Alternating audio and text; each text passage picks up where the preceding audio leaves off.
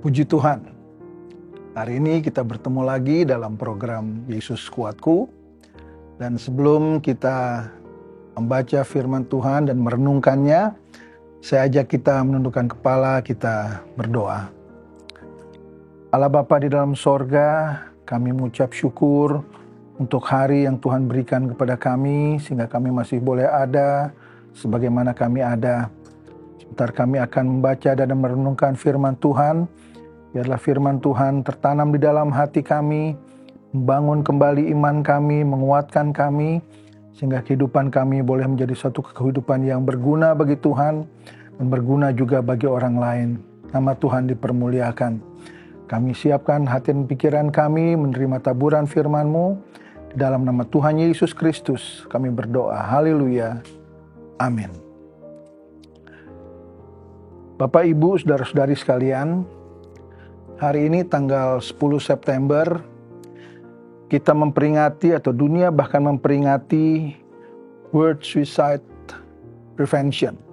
Satu upaya untuk mencegah terjadinya tindakan bunuh diri. Dan hari-hari ini semakin banyak orang yang termotivasi untuk melakukan bunuh diri dengan berbagai macam alasan. Karena perasaan bersalah atau merasa kalah dalam persaingan atau merasa gagal dalam kehidupan ini. Dan bunuh diri merupakan satu tindakan yang berdosa di hadapan Tuhan. Juga merupakan satu tindakan yang tercela dan tidak dapat dianggap tidak patut oleh masyarakat. Dan salah satu cara untuk mencegah terjadinya bunuh diri adalah dengan memahami dan meyakini bahwa setiap kita, setiap insan manusia bisa memiliki masa depan yang cerah. Kita buka bersama di dalam kitab Amsal pasal yang ke-24 ayat ke-14.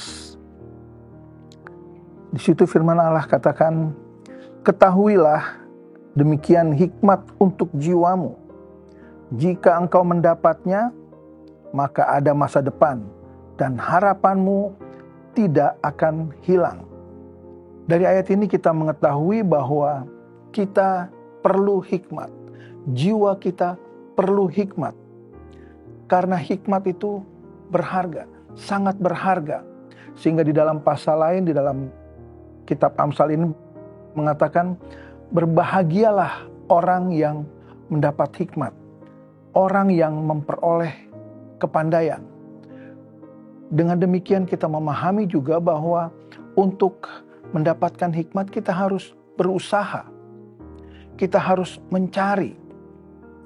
Firman Allah katakan, mintalah hikmat. Kalau kita kekurangan hikmat, minta hikmat kepada Allah. Ada usaha kita untuk minta hikmat itu. Dan mendapatkan hikmat, kalau kita baca di dalam ayat yang tadi katakan, mendapatkan hikmat adalah suatu kebahagiaan.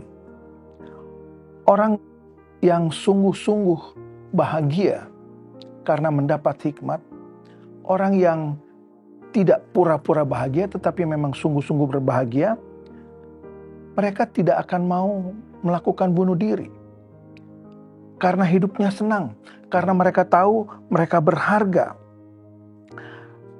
Mereka tahu bahwa kehidupan ini bukan suatu yang sia-sia, tapi suatu kehidupan yang berarti.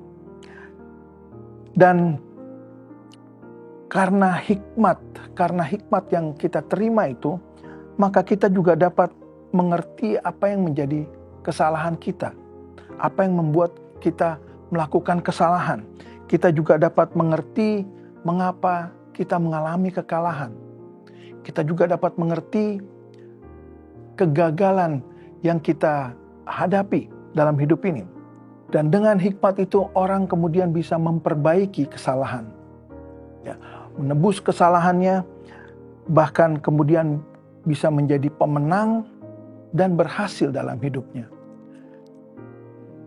Orang yang memperbaiki kesalahan, meraih kemenangan, serta berhasil dalam hidupnya, Merekalah yang kemudian bisa memiliki masa depan dan harapan yang tidak hilang. Ayat tadi katakan, orang-orang yang mengetahui apa menjadi kesalahannya, penyebab dia melakukan kesalahan, penyebab kenapa dia gagal, penyebab kenapa dia kalah, kemudian bisa memperbaiki diri, memperbaiki sikap, karena ada hikmat dari Allah, maka merekalah yang akan memiliki masa depan. Merekalah yang mempunyai harapan. Merekalah yang memiliki masa depan yang cerah. Dari mana datangnya hikmat itu? Mazmur pasal 19 katakan, takut akan Tuhan itu suci, tetap ada untuk selama-lamanya.